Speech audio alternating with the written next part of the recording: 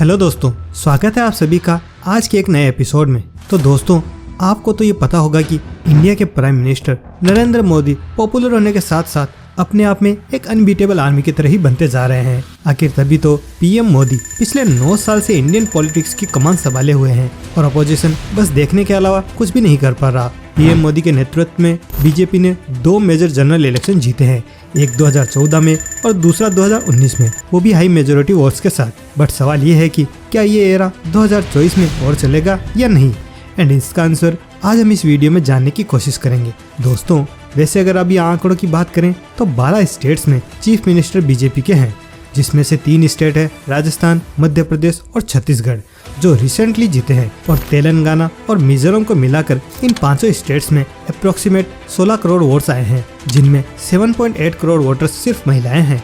वैसे क्या आपने ये जानने की कोशिश की है कि बीजेपी क्यों आने वाले चुनाव जीत सकती है? चलो वो हम एक एग्जाम्पल से देखते हैं। एग्जाम्पल के तौर पर देखें तो राजस्थान और एमपी में जो अभी विधानसभा चुनाव हुए हैं, उनमें तो डेफिनेटली कहा जा रहा था कि कांग्रेस ही जीतेगी, लेकिन वहां पर फिर भी बीजेपी ने बाजी मार ली।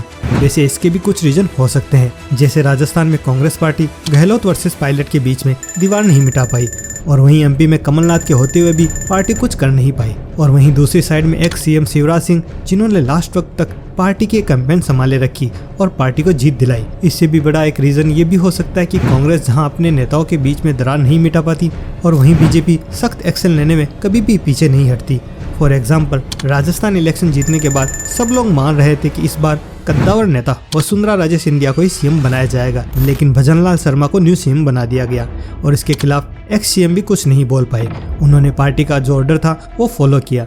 वहीं अगर ये कांग्रेस में होता तो कब का पार्टी उथल पुथल हो चुकी होती। ऐसा हमने कांग्रेस प्रेसिडेंट इलेक्शन के टाइम में भी देख लिया था।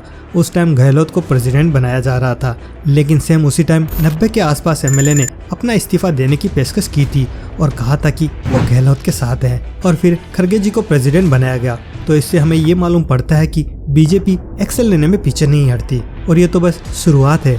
बीजेपी ऑलवेज अपने इलेक्शन में 100% देती है। बीजेपी अपना हर एक इलेक्शन ऐसे लड़ती है जैसे मानो उनका लास्ट इलेक्शन हो, और वो अपनी फुल फोर्स इलेक्शन में झोंक देती है। वहीं ओपोजिशन इस तरह से चुनाव लड़ती है कि मानो उनको लगता है कि अभी तो और इलेक्शन आने वाले हैं। दोस्तों, आपको तो याद होगा कि जब हिमाचल प्रदेश में इलेक्शन हो रहे थे, तब वहां के बीजेपी के एक बागी उम्मीदवार कृपाल परमार ने निर्दलीय पर्चा भरा था, क्योंकि उनको टिकट नहीं दी गई थी। और ऐसा करने के बाद कृपाल परमार को डायरेक्ट पीएम मोदी से कॉल आता है इस मामले को लेकर। मोदी जी, मैं एक बात कहूं,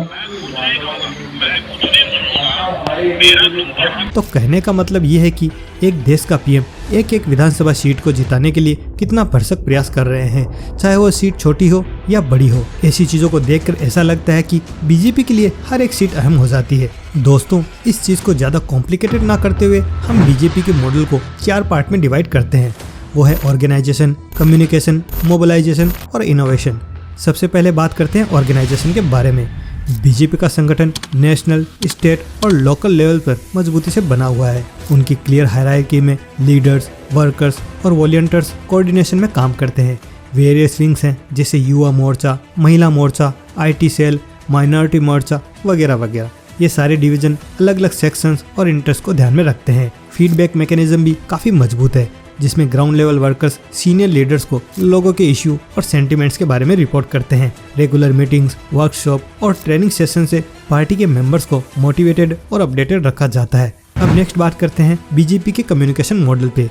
बीजेपी का कम्युनिकेशन स्ट्रेटेजी काफी पावरफुल है, जिसमें वो वेरियस मीडिया और प्लेटफॉर्म का यूज करती है। सोशल मीडिया पर तो उनका डोमिनेट प्रेजेंट आज मौजूद है, जहां वो नेटिजन के साथ इंगेज करते हैं और अपने मैसेज और अचीवमेंट्स को स्प्रेड करते हैं। ट्रेडिशनल मीडिया जैसे न्यूज़पेपर, टेलीविजन, रेडियो और मैगजीन्स का भी इस्तेमाल पॉलिसीज और प्रोग्राम्स को हाईलाइट करने के लिए किया जाता है। और डायरेक्ट कम्युनिकेशन भी काफ़ी इंपॉर्टेंट है, जैसे रैलीज, स्पीचेज और डोर टू डोर कैंपेन्स। वैसे दोस्तों, पीएम मोदी भी एक कैरिज्मेटिक और पॉपुलर लीडर माने जाते हैं, जो पार्टी का फेस और वॉइस है। उनकी यूनिक कम्युनिकेशन स्टाइल्स, इमोशंस और एस्पिरेशन लोगों को काफ़ी अट्रैक्ट करती है। वैसे भाइयों, कुछ लोग कहते हैं कि वो कपड़े ज़्यादा बदलते हैं, यानी कि कभी कभी एक दिन में 4 बार। भाई, मैं तो इस चीज़ को काफ़ी एडमायर करता हूँ, क्योंकि अगर हम देखें तो पीएम मोदी की एज फिलहाल 73 ईयर्स है, और 73 ईयर्स की एज में इतनी एनर्जी होना ये भी काफ़ी इम्प्रेस करने वाली बात है, क्योंकि अगर मुझे कोई ये कहे कि दिन में 4 बार ड्रेस बदलनी है तो आई डोंट थिंक कि मुझसे ये हो पाएगा। मैं तो पूरा का पूरा दिन एक ट्राउज़र और टी शर्ट में ही निकाल देता हूँ। दोस्तों चलो अब बात करते हैं नंबर 3 मोबिलाइजेशन की। फ्रेंड्स, बीजेपी का एक मैसिव और लॉयल वोटर बेस है जिसे बीजेपी चुनाव के समय में इफेक्टिवली मोबिलाइज करती है। बीजेपी का कोर सपोर्ट बेस है हिंदू मेजोरिटी वोट्स जो पार्टी की आइडियोलॉजी और एजेंडा से जुड़ते हैं। इसके साथ BJP youth, women's, urban middle class, aspirational poors, Dalit, OBCs और मुस्लिम माइनॉरिटीज के बीच में भी काफ़ी वाइड अपील रखते हैं। पार्टी इन वोटर्स को अपने इंटरेस्ट, नीड्स और एस्पिरेशन के थ्रू मोबिलाइज करती है। वेरियस स्कीम्स और प्रोग्राम्स जैसे जन धन योजना, उज्ज्वला योजना, आयुष्मान भारत योजना और किसान सम्मान निधि का यूज सपोर्ट और ग्रेटिट्यूड जीतने के लिए होता है। दोस्तों अब बात करते हैं 4th पार्ट की, जो है इनोवेशन। दोस्तों बीजेपी हमेशा इनोवेट करती रहती है और चेंजिंग सिनेरियो और चैलेंजेस का सामना करती रहती है। दोस्तों बीजेपी नए मेथड्स और टेक्टिक्स जैसे cluster meetings, call centres, beneficiary outreach drive जैसे का इस्तेमाल भी रीच और इन्फ्लुएंस बढ़ाने के लिए होता है। रिसेंट में अगर हम देखें तो यूट्यूबर क्रिएटर अवार्ड भी इन्होंने होस्ट किया था, जहां पर बड़े बड़े यूट्यूबर्स को भी अवार्ड दिए गए थे।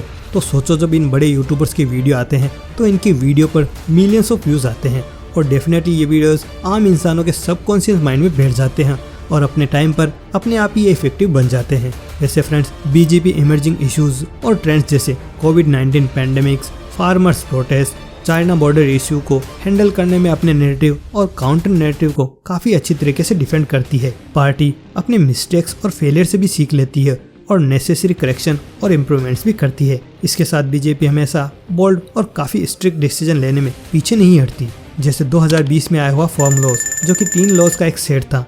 बीजेपी ने क्लेम किया था कि इससे इंडियन फार्मर को उनकी इनकम इंक्रीज करने में मदद मिलेगी, लेकिन इन तीनों कानूनों को प्रोटेस्ट के कारण वापस ले लिया था। एंड आपको मालूम तो होगा कि बीजेपी ने 2019 में आर्टिकल 370 को हटा के वो काम कर दिया जो आज तक पेंडिंग चल रहा था और कहा जा रहा था कि 370 कभी नहीं हटेगा।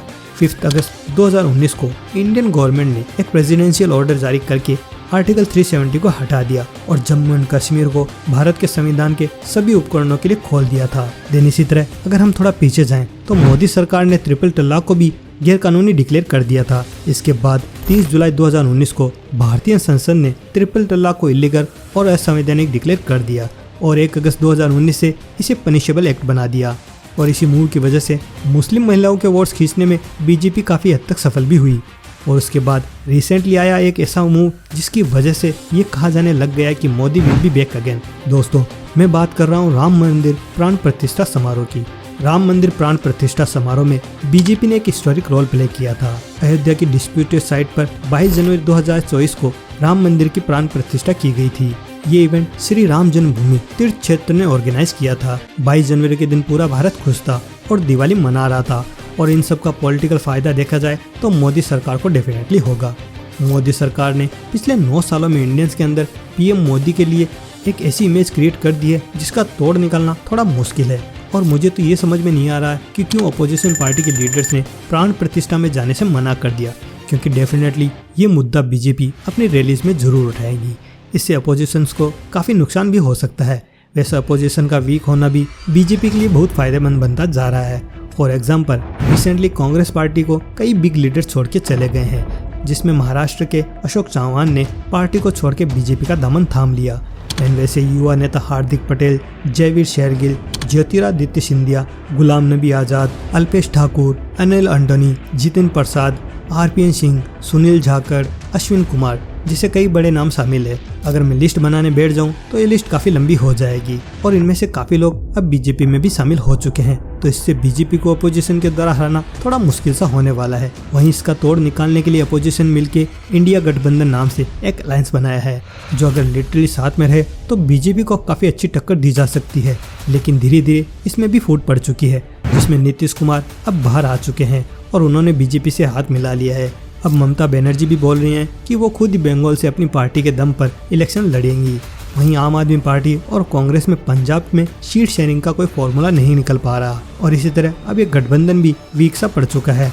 और अगर हम इलेक्शन की तैयारी की बात करें तो बीजेपी एकदम ऑफेशियल मोड पर आ चुकी है और तैयारी भी फुल चल रही है। मैं तो अपोजिशन को बोलना चाहूँगा कि ट्विटर पर जाके सिर्फ ट्वीट करने से कुछ नहीं होगा, जमीन पर फुल तैयारियों के साथ उतरना होगा।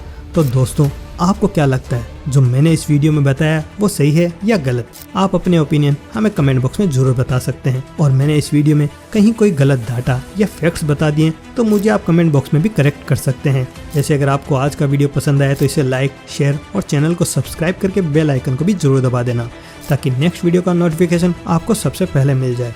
तो मैं मिलता हूँ आपसे अगले वीडियो में, तब तक के लिए बाय।